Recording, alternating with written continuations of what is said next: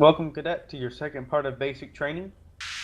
First off, we're going to go over your basic uniform and weapon loadout. The standard AST uniform is going to be under the model Sheriff Male. This will be the uniform you will always use. The vest and hat are mandatory, but any other accessories to the uniform are optional. As far as your duty belt and weapons, you will have your standard issue nightstick, as well as your standard issue flashlight for nighttime. On your belt, you will also have your standard issue taser and the combat pistol. You may put on the extended magazine attachment or the flashlight, but no other attachments or skins should be added to the gun. As far as rifles and shotguns, you will be issued the pump shotgun. With this, you may also put on the flashlight, but no other attachments or weapon skins should be placed on the gun. Later on in your career in AST, you may have access to the M4 carbine rifle, but at this time you won't. Finally, in your trunk, you will all carry a jerry can in case of an emergency where you need to refill on gas. That is on to your basic AST loadout. Now that you've gotten your uniform and loadout, as well as your drivable vehicle according to our drive sheet, and you're in game, what do you do now? Usually at the beginning of patrol, the patrol supervisor will have all units meet at a certain police department for a patrol briefing. At this meeting, he will pass down any important information that needs to be said, as well as assign troopers to certain sectors if needed, and then he will let everybody go on patrol. Anytime you get in game, make sure you check with the patrol supervisor to see whether there is a briefing and where the patrol area will be. Now we're going to go over some basic things you're going to be using in game. The most basic and most intricate part of the AST that you'll be performing is your traffic stops. The 10 code for a traffic stop is a 1036. Calling into MATCOM is very important for a 1036 because lots of information is needed for this traffic stop. The basic information you need to let MATCOM know is your location, the vehicle description, the vehicle color, how many occupants are in the vehicle, and whether you need assistance or not. These are vital information that MATCOM needs to know in case something goes wrong or you need extra assistance. Now, you've called it into MATCOM, what do? When approaching the vehicle, you make sure you activate your lights and sirens until they pull off onto the right or left side of the road. Once they have done so, you will pull up your trooper vehicle behind them and angle your car 45 degrees approximately out into the road and half a car length back. This is for your safety as well as the safety of the driver in the vehicle. Once you've successfully parked your vehicle and called into MATCOM, you may approach the driver, inform them of your name, your rank, what department you're with, and the reason you're stopping them. After you've let them know all that information, ask for their license and insurance. This is required information and they must provide it in the state of Alaska. Once you've gotten their information, you may return to your patrol vehicle and call into MATCOM to do a license, registration, and warrant check, which are the 10 codes 1027, 1028, and 1029. Once MATCOM returns your information, you may reapproach the driver, and whether you have them ticketed, warned, or arrested will be depending on what MATCOM gives you the information. After you've done all the appropriate measures, you will give them back your information, and you will let them on their way. We will now demonstrate how to properly do a 1036. Now we're going to demonstrate how to perform a traffic stop. I'm going to be pulling over this blue car in front of me. So the first step before you activate your lights and sirens is to call it into MATCOM, like this. Bravo 1 MATCOM. Bravo 1, go ahead. I'm going to be in a 1036 with a blue two-door Mamba on Fort Zancudo Approach Road. 1 times male occupant, no 68s needed. 10-4 showing you on a 1036 at 1545. Now that MATCOM is aware of our location, we'll activate our emergency lights and horn until the driver pulls over to the right side of the road. Now that the driver has pulled over to the right side of the road and stopped, we will approach the vehicle and park at a 45-degree angle out into the road, as well as about half a car length back. Now that our car is in position, we can approach the driver.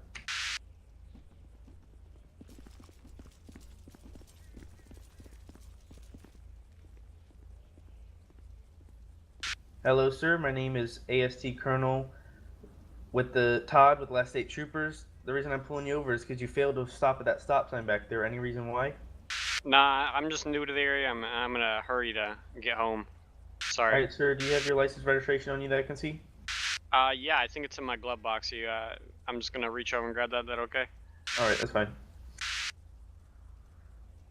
All right, here you go. All right, thank you, sir. Sit tight for me. All right.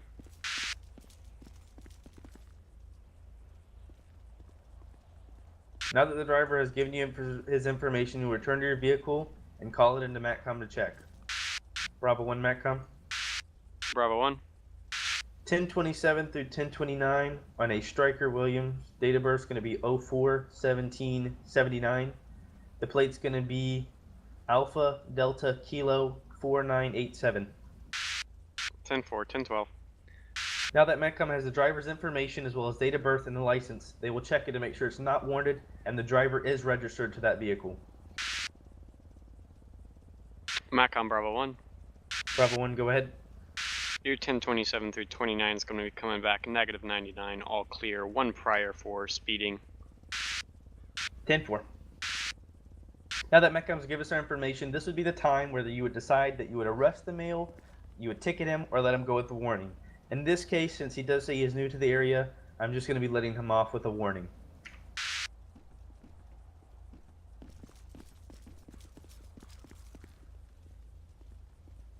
Alright, sir, everything seemed to check out. I'm just going to be letting you off with a verbal warning today. Here's your information back, and please drive safely. All right, thank you, officer. Have a good day. You too. Now that the traffic stop is over and the driver has gone away, you need to let MATCOM know that you're back 10-8, like this. Bravo 1 MATCOM. Bravo 1, go ahead. I'll be 1024 off that 1036, 10-8. 10-4, showing you 10-8 at 1548. And that is how you conduct a proper traffic stop. Now we're going to go over 1016 Victors, which are vehicle pursuits, and pit maneuvers.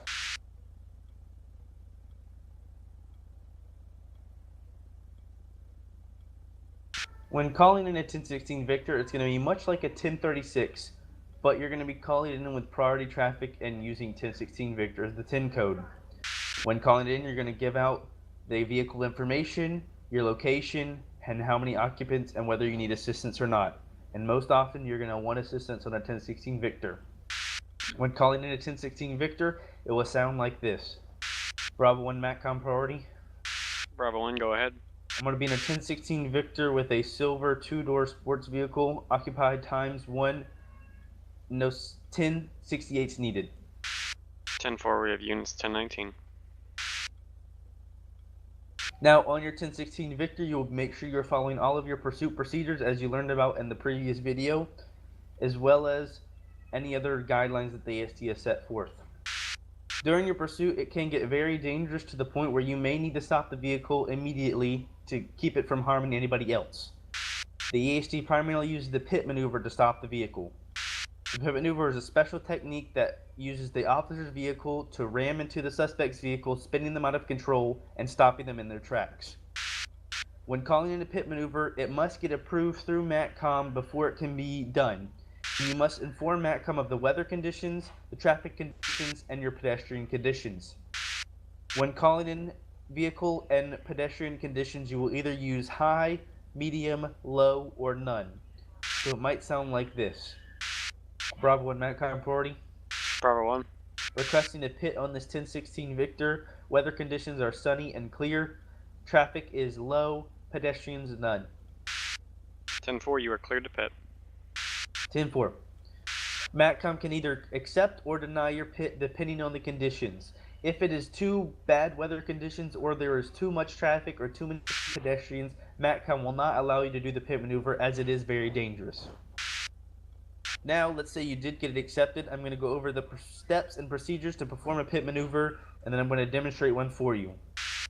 When performing a pit maneuver, you need to make sure that you are going under 60 miles an hour. Above that, it can be fatal and too dangerous for the officer and the suspect. To position your vehicle, you're simply going to gain speed on the vehicle and approach next to him until your car is about halfway up his. Once you've got your vehicle up to speed, you are then going to turn your vehicle into the suspect's back real well, whether on the left or right side, causing the vehicle to spin out and stop the vehicle in its tracks. After the vehicle has been stopped and spun out, your assisting officers as well as yourself are going to surround the suspect's vehicle so he cannot drive away, and then order him out of the vehicle until arrest. We will now demonstrate a pit maneuver now.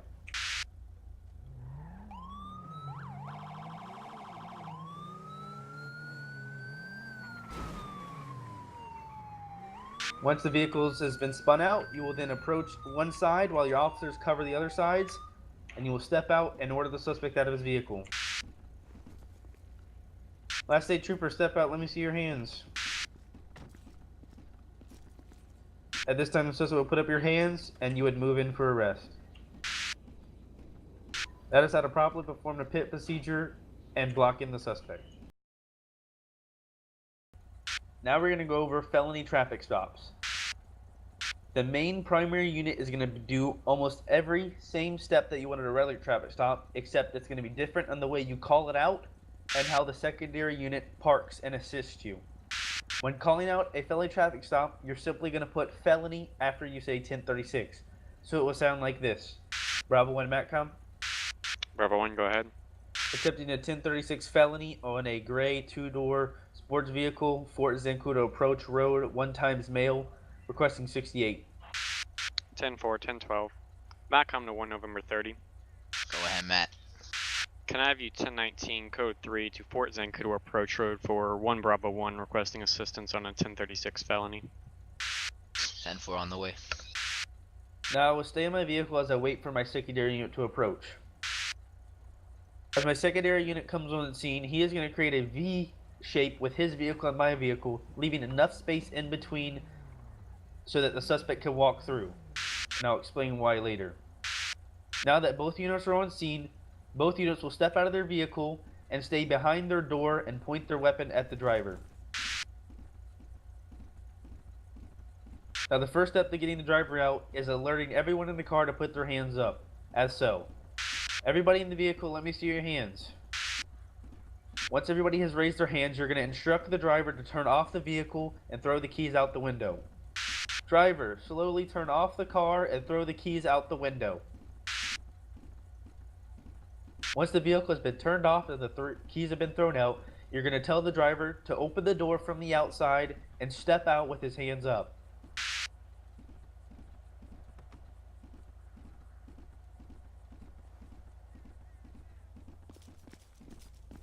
Now that he's out, you're going to have him slowly walk back towards you until he comes in between your vehicles. And as you're doing this, the second unit is going to keep their gun pointed at the car to make sure nobody else moves.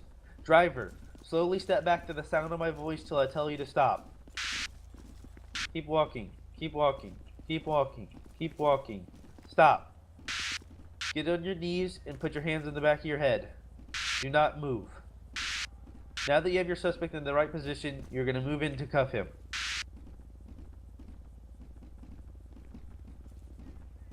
Now that your suspect is cuffed, you're going to place him in the back of your vehicle.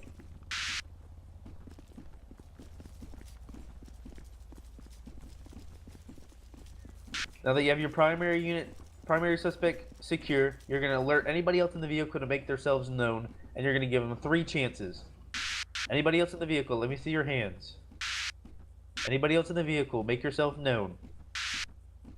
Last warning, anybody else in the vehicle, make yourself known at this time. Now that you know this vehicle is empty, you're going to directly talk to your other unit on scene and let them know that it's safe for us to move up and search the car. Bravo 1 to November 30 direct. Go ahead. Let's move up. I'll cover right, you cover left.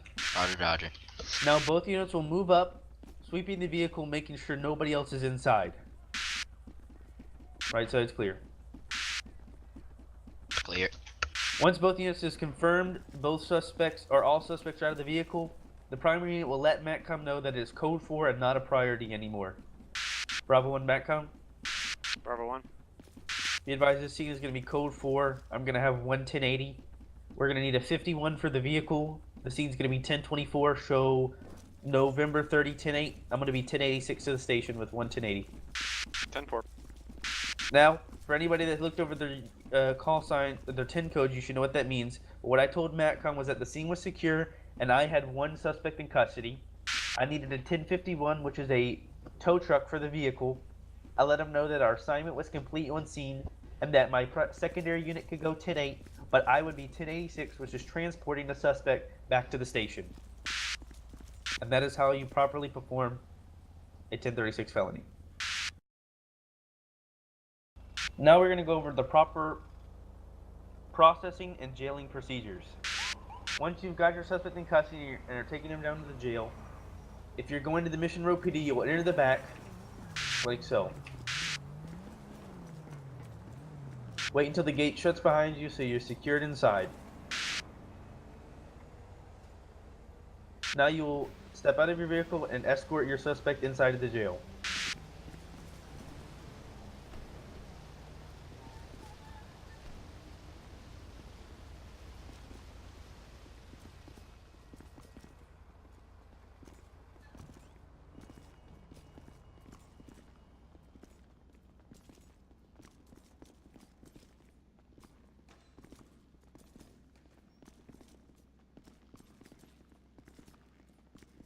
You're going to place him inside one of the open jail cells. Once you've got him inside, at this point you're going to pat him down and get all of his personal information. Sir, if you can go ahead and turn, face away from me, and place your hands on the wall. I'm going to be patting you down at this time. Is there anything I should be aware of? No. Alright, I'm going to be searching you at this time. I'm now taking off all your personal belongings, wallets, knives, guns, anything that you might have had on you. Is this your ID right here in your back pocket? Yep. Okay, Oh, Mr. that'll be Williams. Sit tight for me. I'll be right back. I'm going to process and get you booked in here, and I'll let you know what you're going to be in jail for, okay? Alright. At this time, you're going to exit the cell. Make sure you lock the cell back and secure it so you cannot leave, and you're going to walk over to the processing desk. You're going to take all of the suspect's personal belongings that you just gathered for him and seal them in one of the bags and keep it on this shelf, marked with his name. Once you've done that, you will access the computer, and through roleplay, you will enter him into our system with all the crimes, and you will calculate his time or ticket price according to our Alaska criminal law that will be listed in the description below, as well as in our AST main folder. Once you've processed all of the information into the jail and you've got his tickets or jail time, you will return to the suspect and let him know what he's going to be in jail for and whether he has bail or not.